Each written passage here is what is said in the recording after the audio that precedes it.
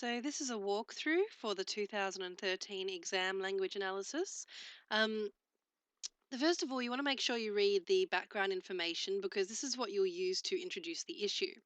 So you might say something like, in response to the recent community discussion of future uses of an area of land, unused area of land near the closed railway line, the Grow Slow Garden Group has produced a newsletter that proposes that the land be used for the establishment of a community garden.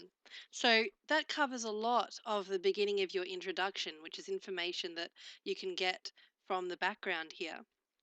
So I'm going to go through and just kind of analyze as I read again. Yeah, follow along with me.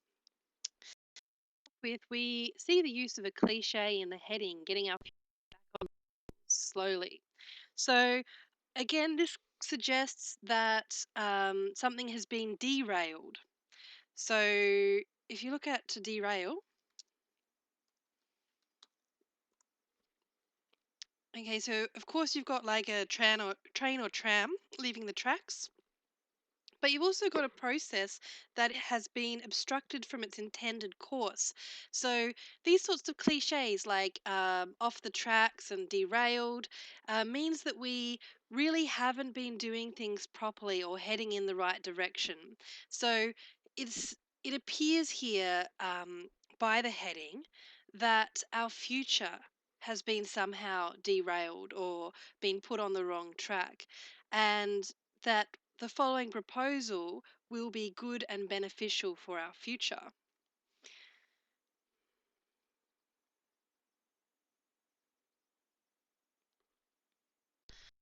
Okay, so to start off with, we've got a general just about everyone knows. So it almost suggests that this is a given. Not only that the land is abandoned, but it's kind of implied that everybody also knows that it's only good at the moment for rats, snakes, and antisocial citizens. So, what it's suggesting here is that this is common knowledge, this is widespread. So, everybody agrees that this current use of the land is an issue.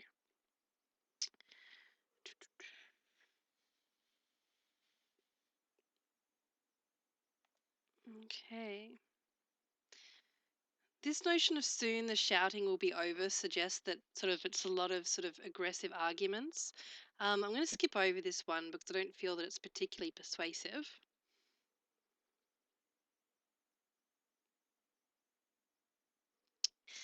Over here, another car park suggests that well, that there are too many car parks, okay, because it's yet another car park. So that's implying to the reader that no car parks are needed and suggesting that they erase that possibility from their mind because it's not needed.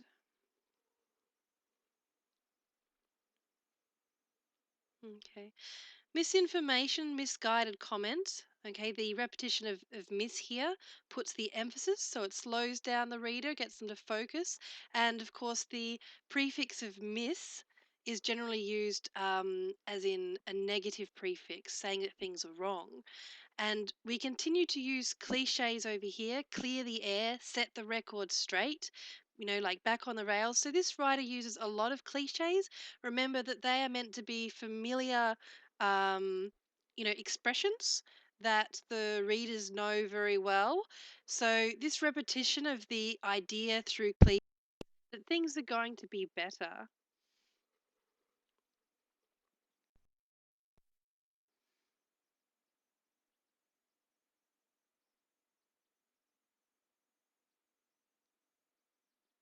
Okay, so we've got a contrast of language here from shockingly neglected into fresh, natural.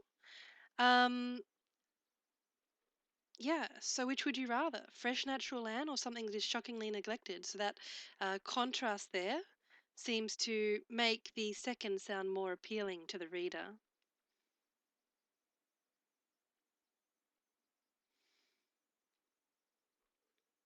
All right. Suggesting as well that these are international trends. Okay, in our want to be up to date with the rest of the world, we need to, well, it's implied that we need to keep up with international trends. So if we don't adhere to these trends, Australia will be behind. And as patriotic, we wouldn't want that. And this is emphasized down here, forward thinking counsel. Now, this is a kind of a form of flattery, you know. Um, so it's like saying to somebody, "Oh, you're a handsome man. Would you mind moving this furniture for me?" If you make people feel good about themselves, they might be more likely to want to do what you want them to do. So, by saying that the council is forward thinking, that's a positive compliment. It's a form of flattery. So, therefore, the council might feel better about adhering to this idea of being up to date with the rest of the world.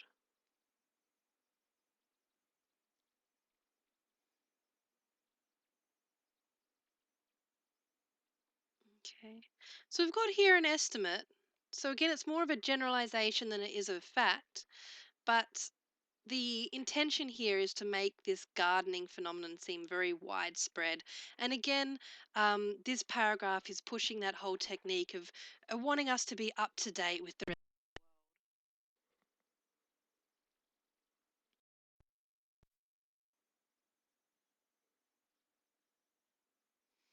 So, this phrase here, it's amazing what we can achieve when we work together and support each other. So, that sounds really nice, kind of even utopian in a way. If we have a look at um, utopian. Okay, so it's kind of like an idealistic community, which is probably what the community members would want, especially when it's compared to, antisocial citizens up here. So here we've got this notion of working together and supporting each other, which is generally what members of the community will want, and so therefore they'll support it.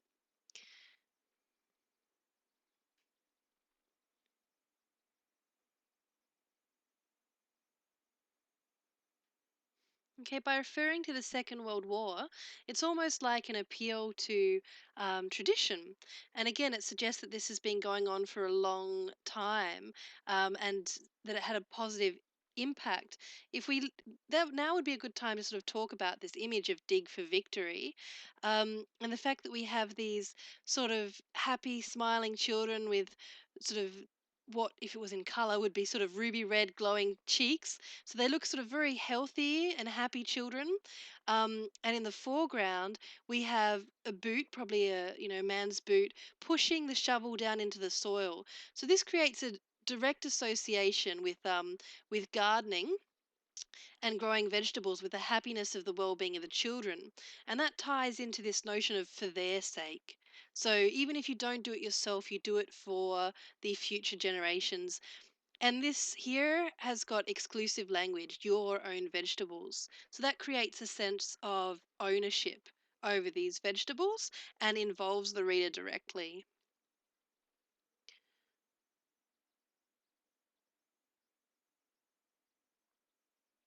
Okay.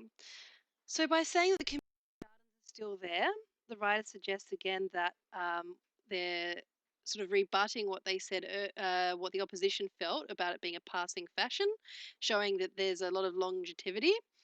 Then they go on to mention sort of some really respectable people like the Queen or the American First Lady. So in a way that's kind of got sort of celebrity appeal, but we might call it celebrity appeal, but appeal to sort of I don't know, I guess yeah, maybe celebrity appeal because they're famous and they're respectable. Um they're sort of leaders of the nation. And, as society, we like to follow our leaders. We like to emulate the famous people and the celebrities. So if they're doing this, it might seem like something that we want to do as well.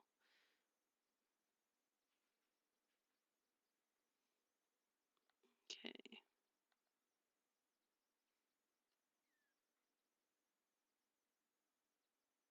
Okay. So there's obviously an appeal here to health and well-being. Um, so that addresses a different aspect of what we value. So we see it as being good for us. Now, this part down here, um, it's kind of a form of logic, but I don't think it's sort of really persuasive. When you've grown it yourself, you value it. If there's too much to eat, you don't throw it out, you share it with others so everybody benefits.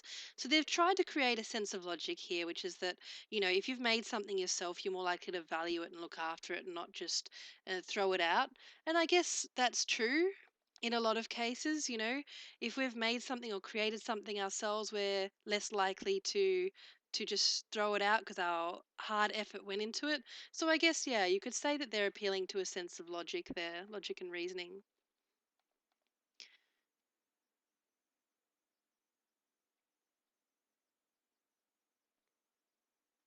Okay. So the next paragraph uses the environment and also appeals to the hip pocket, appeals to money. So appeal to the environment in showing that the car trips we make to get food are bad for the environment, and money with a hidden price tag. So people who care for the environment, this idea of cutting down their car trips will appeal to them, and for people who want to save money, this second part will appeal to them.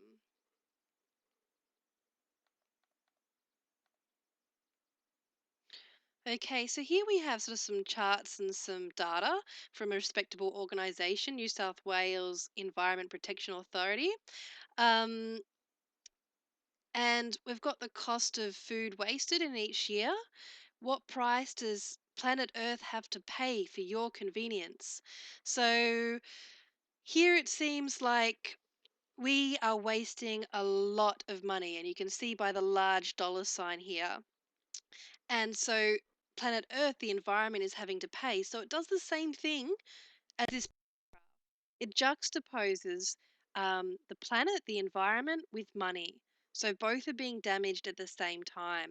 So then and the fact that this is up in the hundreds of millions, this cost, that's really extreme. So figures like that will encourage the readers more than small figures would, and being from a respectable source, they will associate now the damage of the environment and the high cost with um, bought vegetables, encouraging them to grow their own. Lot of inclusive language in this sentence. Now, of course, inclusive language is a very common technique, but look at how many times they've used it in this sentence in many different ways. We, our, and ourselves. So, really having that notion of community focus. And this is unsustainable. A short, sharp sentence like that can stand out and be very assertive.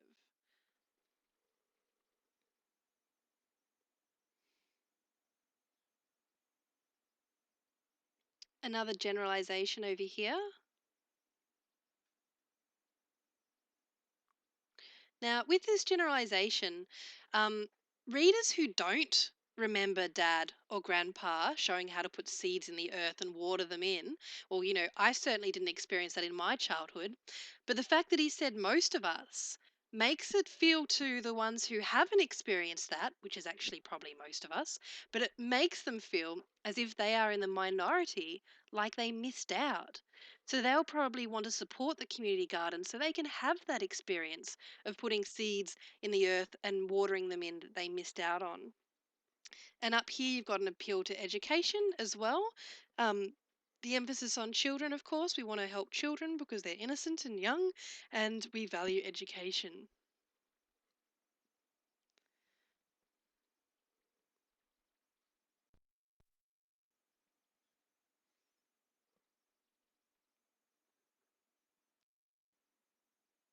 Okay. So then, of course, we get the appeal to health as well, with the children being outside, could be healthier. So that's a recurring appeal. Um, but then, of course, we've got this emphasis on group inclusion. So we've got getting to know neighbours, breaking down barriers, sharing. So, and also this notion of friendship as well. So it seems as though this garden is really going to bring the community together and create unity. which is a similar technique to further up when they talk about working together and support each other. So there are some of these repetition of ideas throughout the piece, and VC exams will tend to do that. So that if you miss the, appeal to community inclusion up here, you might find it further down. Oh, too far. Here we go.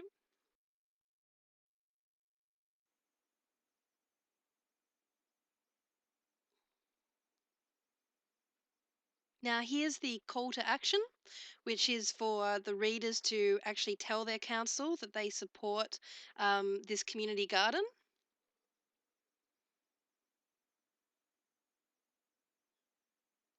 And they really unite all the appeals. So basically, if you miss these things in your article, the appeal to health, that sense of, inclusion, future generations, or the environmental appeals. I mean, these are things you really should have caught up on. And these articles are generally written especially for VCE exams, and they write them like this so that you don't tend to miss out on some of the major techniques. And you've got that notion of that historical appeal as well.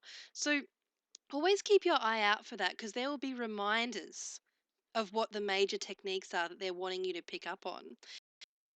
The last thing I'll mention is this whole don't come along rare chance.